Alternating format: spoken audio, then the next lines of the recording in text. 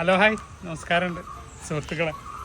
ഇന്ന് ക്രിസ്മസ് ആയിട്ട് എല്ലാവർക്കും ഒരു ക്രിസ്മസ് ആശംസ നേരാന്ന് വിചാരിച്ചിട്ട് വന്നതാണ്. ലോകത്തിൽ ക്രിസ്തുമസ് ആഘോഷിക്കുന്ന എല്ലാ എൻ്റെ സുഹൃത്തുക്കൾക്കും എൻ്റെ ഹൃദയം നിറഞ്ഞ ക്രിസ്തുമസ് ആശംസകൾ നേരിടും. അതിൻ്റെ കൂടെ തന്നെ എൻ്റെ ടെറസിലെ ചെറിയ ചെറിയ സന്തോഷങ്ങളായി വരുന്നതുണ്ട്. അതും കൂടെ നിങ്ങളൊന്ന് കാണിക്കുക. കുറേ പേര് ചോദിച്ചിരുന്നു ടെറസിൻ്റെ അപ്ഡേഷനൊന്നും വന്നില്ലല്ലോ എന്ന്. അതും കൂടെ ഒന്ന് നിങ്ങളെ കാണിക്കാൻ വേണ്ടിയിട്ടുള്ള ഒരു ചെറിയൊരു വീഡിയോ ആണ്. അപ്പോൾ നമുക്ക് നേരെ ടെറസിലേക്ക് പോവാം. ഓക്കെ, നമ്മൾ ടെറസിലേക്ക് കയറി വരുമ്പോൾ തന്നെ വെൽക്കം ചെയ്യുന്നൊരു സാധനമാണ് ബേറാപ്പിൾ, എലന്തപ്പഴം എന്ന് പറയും. അപ്പോൾ അതിനാണ് പഴുത്തിട്ടുണ്ട്. പഴുക്ക മീൻസ് മൂപ്പായിട്ടുണ്ട്. കിളികളുടെ കണ്ണ് വെട്ടിച്ചിട്ട് എന്തോ ഭാഗ്യത്തിന് നിന്നതാണ്. ഇത് നമ്മുടെ വെള്ളരിമാവാണ്. അത്യാവശ്യം കായൊക്കെ പിടിച്ചിട്ടുണ്ട്. ആദ്യം കായ്ച്ച മാവാണ് വെള്ളരിമാവ്.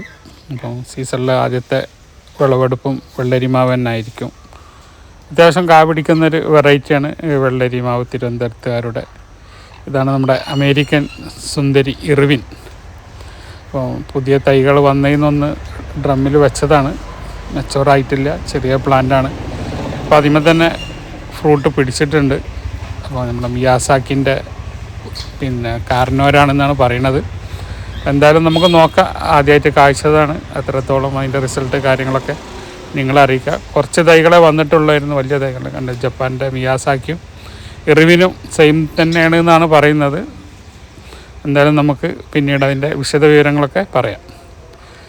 ഇതുള്ളത് നമ്മളെ കുളമ്പ് മാങ്ങയാണ്. കുളമ്പ് മാങ്ങയും നേരത്തെ പൂക്കുന്നൊരു മാവാണ്. അത്യാവശ്യം പൂക്കളൊക്കെ ആയിട്ടുണ്ട്.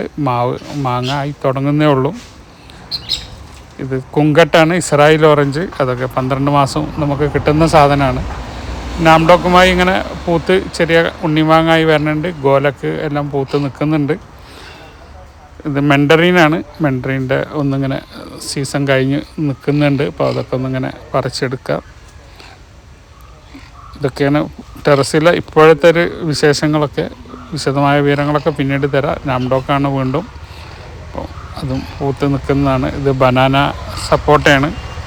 ഒരു ക്ഷീണം വന്നിട്ടുണ്ട്. നമ്മൾ എത്തിപ്പെടാത്തതിൻ്റെ ഒരു ബുദ്ധിമുട്ടുകളൊക്കെ ടെറസിൽ കാണുന്നുണ്ട്. 2 മാസമായിട്ട് ഇതിൽ കയറിയിട്ടില്ലായിരുന്നു.